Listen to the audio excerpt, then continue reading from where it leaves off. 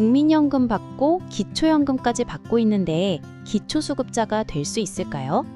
합쳐서 60만 원인데 다른 소득 없으니까 당연히 될 거라고 생각하시는 분들 많습니다.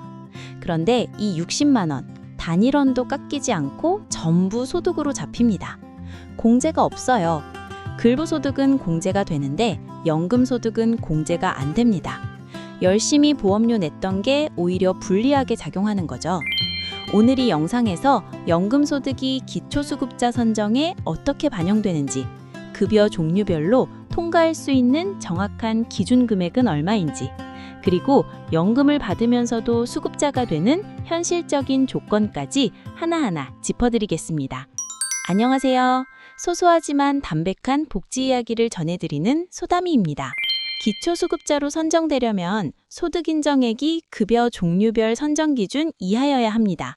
소득인정액은 소득평가액과 재산의 소득환산액을 더한 겁니다. 여기서 소득평가액은 실제 소득에서 가구 특성별 지출비용과 근로소득공제를 빼서 산정하는데요. 문제는 어떤 소득이냐에 따라 공제가 되기도 하고 안 되기도 한다는 점이에요. 국민연금, 기초연금, 공무원연금, 군인연금, 사학연금 같은 연금급여는 공적 이전소득에 해당합니다. 공적 이전소득 중에서도 가구 특성별 지출비용으로 공제받을 수 있는 항목이 있고 없는 항목이 있는데요. 연금급여는 공제 대상이 아닙니다. 기초연금도 마찬가지예요. 받는 금액 그대로 소득평가액에 반영됩니다. 이게 참 아이러니한 부분이에요. 장애수당이나 장애인연금, 아동양육비 같은 항목은 가구 특성 지출 비용으로 공제가 되거든요. 그런데 수십 년간 보험료 내서 받는 국민연금은 공제가 전혀 안 됩니다. 제도 설계상 연금은 노후 소득 보장 목적이라 온전한 소득으로 보는 거지만 당사자 입장에서는 납득하기 어려운 부분이죠.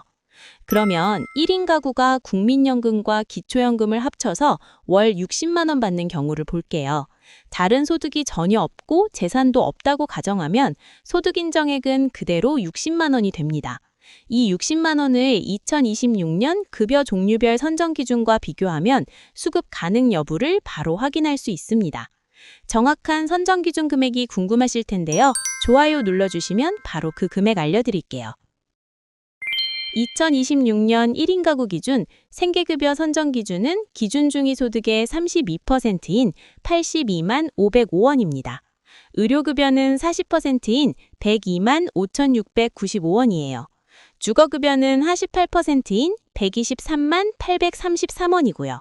교육급여는 50%인 128만 2,129원이에요. 소득인정액 60만 원은 생계급여 선정 기준 82만 505원보다 낮으니까 생계급여를 포함해서 4가지 급여 모두 소득 기준은 통과하는 겁니다. 4인 가구로 보면 숫자가 달라져요. 생계급여 선정 기준이 207만 8,316원, 의료급여는 259만 7,895원, 주거급여는 311만 7,474원, 교육급여는 324만 7,336원입니다. 가구원 수가 늘면 기준이 올라가니까 같은 60만 원이라도 4인 가구에서는 여유가 더 생기는 셈이죠. 여기서 한 가지 더 짚어야 할 게 있어요. 생계급여 선정 기준은 단순히 통과 여부만 결정하는 게 아닙니다. 생계급여 지급액을 결정하는 기준이기도 합니다. 생계급여는 선정 기준에서 소득인정액을 뺀 차액을 지급하거든요. 1인 가구가 소득인정액 60만 원이면 82만 505원에서 60만 원을 뺀 22만 5,505원이 생계급여로 나옵니다. 연금 60만 원에 생계급여 22만 원 정도를 더 받는 거예요. 그런데 현실에서는 소득인정액이 딱 연금 60만 원으로 끝나는 경우가 많지 않아요. 재산이 있으면 소득환산액이 추가로 붙거든요. 본인 명의의 집이 있거나 자동차가 있거나 예금이 있으면 재산에서 기본재산액과 부채를 빼고 소득환산율을 곱해서 월소득으로 환산합니다. 이 금액이 연금 60만 원에 더해지는 거예요. 그래서 연금만 보면 기준 이하인데 재산 소득환산액 때문에 탈락하는 경우가 실제로 꽤 있습니다. 반대로 연금 외에 공제를 받을 수 있는 소득이 있는 분도 있어요. 예를 들어 근로소득이 있으면 근로소득 공제가 적용되고 장애가 있어서 장애수당이나 장애인 연금을 받고 있다면 그건 가구 특성별 지출 비용으로 공제가 됩니다.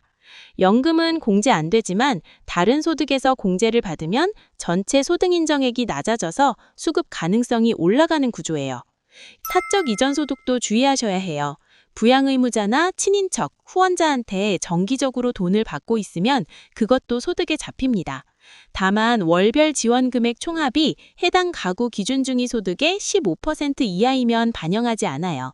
1인 가구 기준으로 2026년 기준 중위 소득이 256만 4,238원이니까 15%는 약 38만 4,636원입니다. 매달 자녀한테 30만 원씩 받고 있다면 38만 원 이하이므로 소득에 안 잡히는 거예요.